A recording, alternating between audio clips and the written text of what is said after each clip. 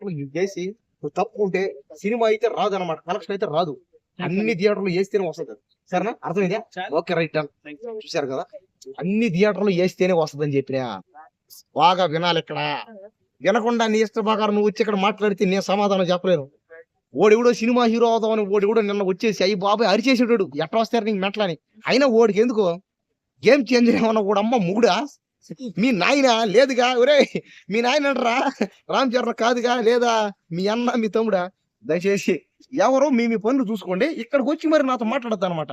అంటే ఏడకి వచ్చి నన్ను అడిగి నాకు సమాధానం చెప్పి టైం లేదు, ఎందుకంటే నాకు అర్జెంట్ ఫేమస్ అయిపోవాలి ఏదో ఒకటి చేసి. కాబట్టి దయచేసి ఎవరు రావద్దు, నన్నేం అడగద్దు. ఫేమస్ అవ్వాలంటే కుర్చీతాతని పిలుచుకో, మడత పెట్టి కొడతాడు. అదే కుర్చీ సాధన పెడతా, లోకులు కాకులు అంటే పెడతానా, ఏదో నాకు దక్కటం. డైరెక్ట్ గానే రామ్ చరణ్ తో పోటీ పడ్డాను కదా, ఎందుకంటే నాకాడ అంత లేదు డబ్బులు. ఎందుకంటే మా నాయన మెగస్టార్ కాదుగా, మా నాయన ఇవిడు కూలడు. వాడే అమ్మ నిద్ర లేస్తే మా నాయన పడ రాస్తాడు, పడుకుంటాడు వచ్చాక. అలాంటి వాడు పుట్టినోడి నేనేం చేస్తాను.